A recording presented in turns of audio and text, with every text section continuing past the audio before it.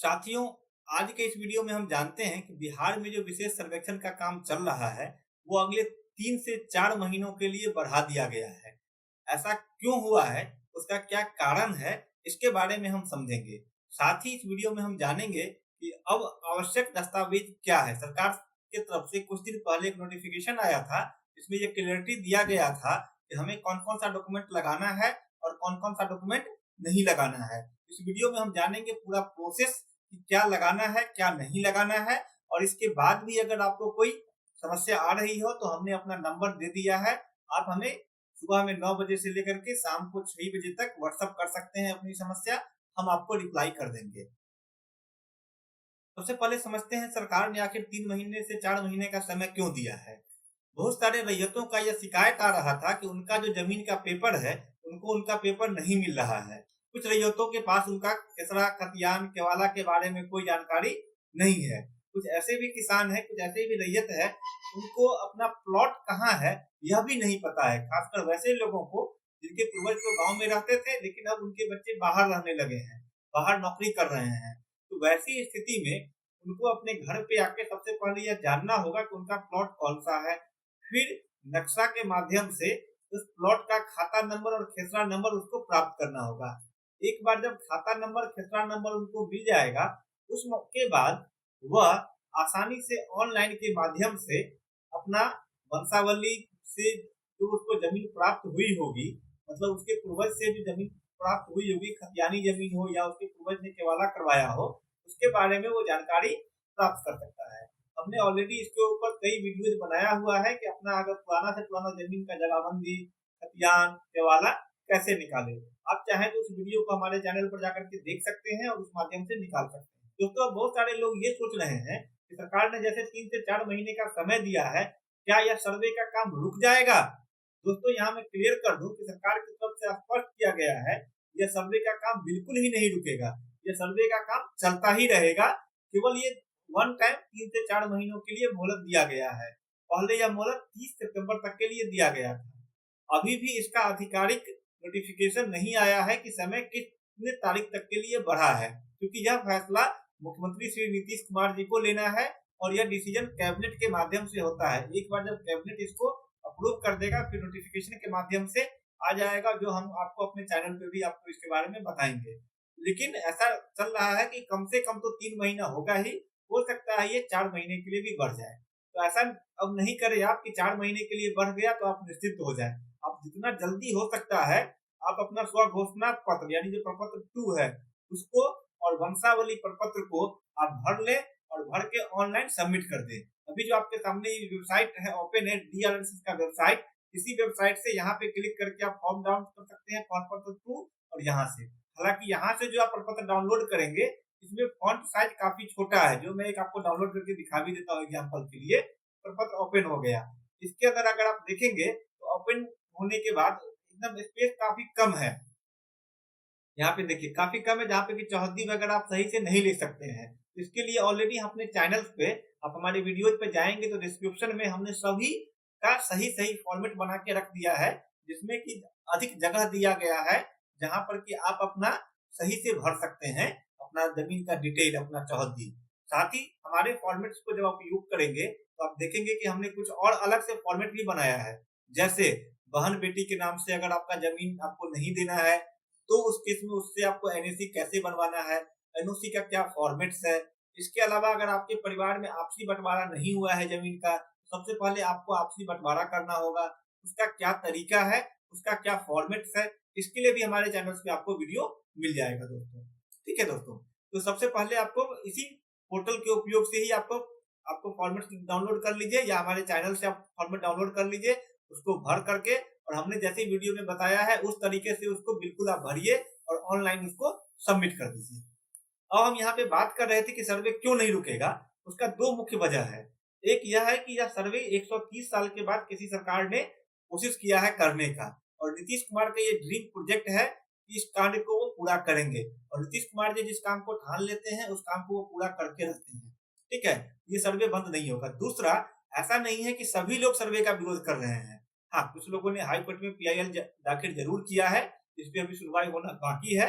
लेकिन अधिकांश जो रैयत है बिहार से कि उन्होंने अपना डॉक्यूमेंट अपलोड करना शुरू कर दिया है और आज के डेट तक 50 लाख से अधिक रैयत, जी हाँ दोस्तों आपने सही सुना, 50 लाख से अधिक रैयत जो किसान है, जो जमीन के मालिक है, उन्होंने स्व घोषणा पत्र जमा कर दिया है। इसमें से लगभग 20 लाख लोगों ने ऑनलाइन जमा किया है, बाकी लोगों ने ऑफलाइन सिविल कार्यालय में जमा किया है, जिसको भी डिजिटाइज करके ऑनलाइन चढ़ा दिया गया है। जैसे आप अपने खुद से कर लेते हैं जमा तो अच्छी बात है, नहीं करते हैं तो जब शिविर में जमा करते हैं तो शिविर में जो काम कर रहे हैं कर्मचारी वह भी क्या करते हैं या अमीन आपके जमीन के पेपर को स्कैन करेंगे, स्कैन करके डिटेल वो ऑनलाइन अपनी आईडी से वो आपको चढ़ा देंगे। ये डाटा अभी 50 लाख से अधिक हो चुका है, मतलब पूरे बिहार से 50 लाख किसान इस काम में शामिल हो चुके हैं। तो सोचिए कितनी तेजी से यह आंकड़ा बढ़ेगा। अभी सरकार का यह उम्मीद है कि अभी जो होने आने वाला है छुट्टी, इसका छठ का, दीपावली का और दशहरा का, इसमें बिहार से बाहर जितने लोग रहते हैं वो गांव आते ही आते हैं। तो उम्मीद है सरकार को कि यह आंकड़ा 1 करोड़ के पार भी चला जाएगा, इसीलिए सर्वे बंद नहीं होगा, सर्वे चलता रहेगा। चलिए अब जानते हैं कि सरकार का नया नोटिफिकेशन क्या है और सर्वे में हमें कौन सा डॉक्यूमेंट लगाना है, कौन सा डॉक्यूमेंट नहीं लगाना है, इस पूरे प्रोसेस को समझते हैं। बहुत लोगों के मन में ये कंफ्यूजन है कि क्या लगाना है क्या नहीं लगाना है, क्या हमारे पास डॉक्यूमेंट नहीं है तो हम क्या करें। ये सारे समस्या का आंसर आपको हम इस प्रश्न में अभी दे रहे हैं। ठीक है दोस्तों, समझते हैं सरकार का नोटिफिकेशन क्या है। बिहार सरकार का एक नोटिफिकेशन है जिसमें सरकार ने यह बताया है समाचार पत्रों के माध्यम से कि कौन सा डॉक्यूमेंट आवश्यक है कौन सा नहीं। सबसे पहले समझते हैं कि कौन कौन सा डॉक्यूमेंट आवश्यक है।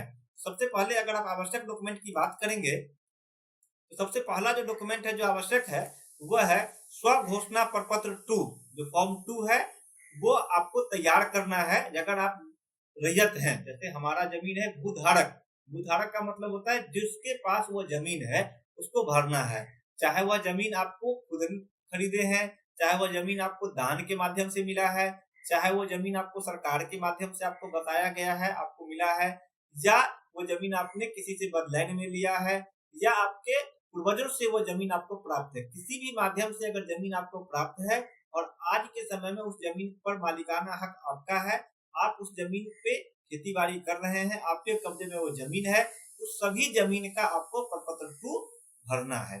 ठीक है।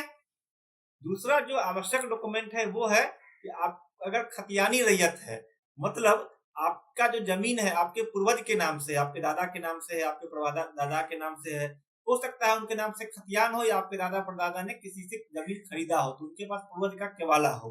वैसी स्थिति में आपके जमीन पर आपके जो भाई होते हैं, आपके जो चाचा होते हैं, आपकी जो बहन होती है, बुआ होती है, उनका भी अधिकार होता है।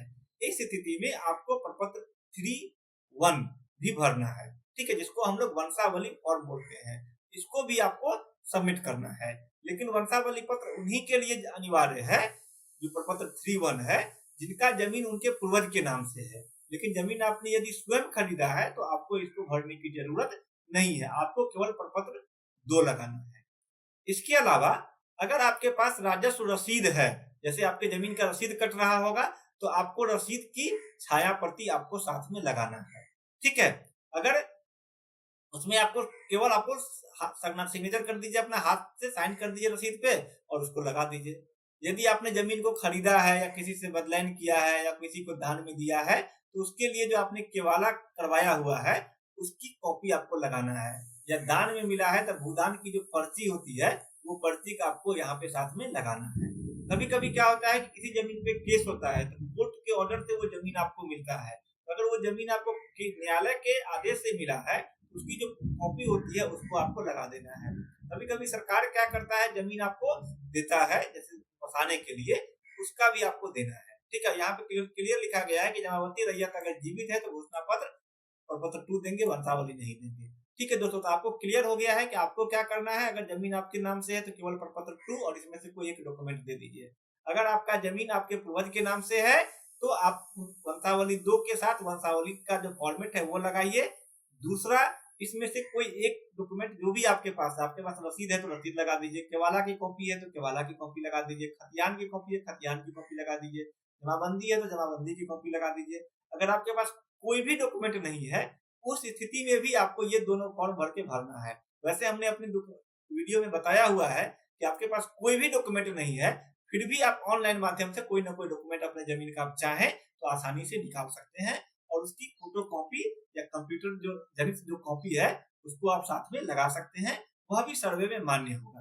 जी हाँ दोस्तों, सर्वे में जो कंप्यूटर जनित कॉपी है वो भी मान्य होगा, न्यायालय में मान्य नहीं है। न्यायालय के लिए आपको मूल कॉपी का ही कॉपी आपको चाहिए, ठीक है, जिसपे या तो डिजिटल सिग्नेचर होना चाहिए सीईओ का या सीईओ के द्वारा सर्टिफाइड होना चाहिए।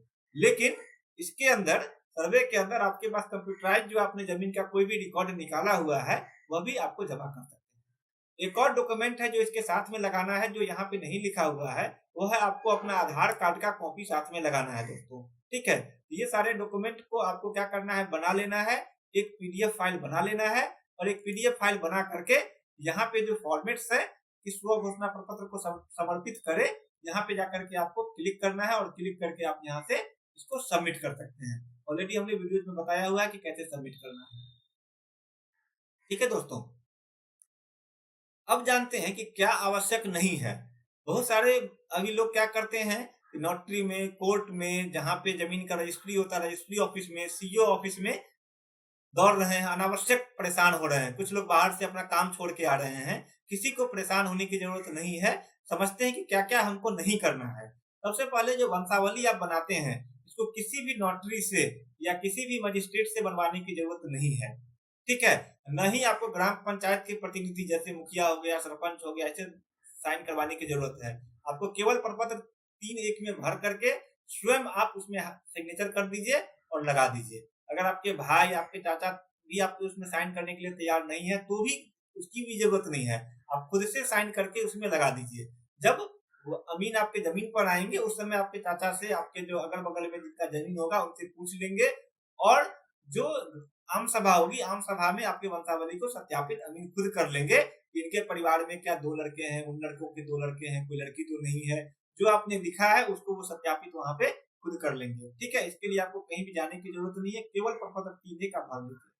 दूसरा कि जिस समय सर्वे होगा उस समय आपको अपने जमीन पे रहने की भी जरूरत नहीं है। कोई जरूरी नहीं है कि आप उस समय अपने जमीन पे रहें। आपके बदले में आपका आपने ऑनलाइन जमा कर दिया, जमा करने के बाद उसका एक फोटो स्टेट करवा करके आपके आपके जो भी जान पहचान के लोग हों उसको आप दे दीजिए और वो उसके साथ अमीन के साथ रहेंगे और बता देंगे कि हाँ इनका जमीन है, ये बाहर है अभी, तो भी आपका सर्वे हो जाएगा, ठीक है। दूसरा है कि खतियान की सच्ची प्रति। कुछ लोगों के पास यह भी अफवाह चल रहा है कि जो खतियान है या जमाबंदी है उसका ओरिजिनल कॉपी चाहिए। दोस्तों उसको ओरिजिनल की कोई जरूरत नहीं है। एक और जो अफवाह है वो है कि आपका जो रसीद है जमीन का उसको आपको करंट रसीद होना चाहिए, मतलब अभी इस साल का 2023-24 का भी जमा होना चाहिए और ये अनिवार्य नहीं है। दूसरा आपका जो जमाबंदी है वो ऑनलाइन चढ़ा होना चाहिए, यह भी अनिवार्य नहीं है। हो सकता है आपके जमीन का ऑनलाइन नहीं चढ़ा हो, उस स्थिति में भी आपके जमीन का सर्वे होगा। आपके पास जो भी पुराना पेपर है जमीन का, चाहे वो खतियान है, पुराना जमाबंदी है, पुराना रसीद है, उसको आप प्रस्तुत करें, आपके जमीन का दोस्तों सर्वे हो जाएगा। दोस्तों इस तरह से आज के वीडियो में हमने जाना है कि क्या आवश्यक डॉक्यूमेंट है, क्या आवश्यक डॉक्यूमेंट नहीं है। इस तरह से आप केवल जो आवश्यक डॉक्यूमेंट है उसको तैयार करने में लगिए। अनावश्यक जो डॉक्यूमेंट की जरूरत नहीं है उसके पीछे मत जाइए।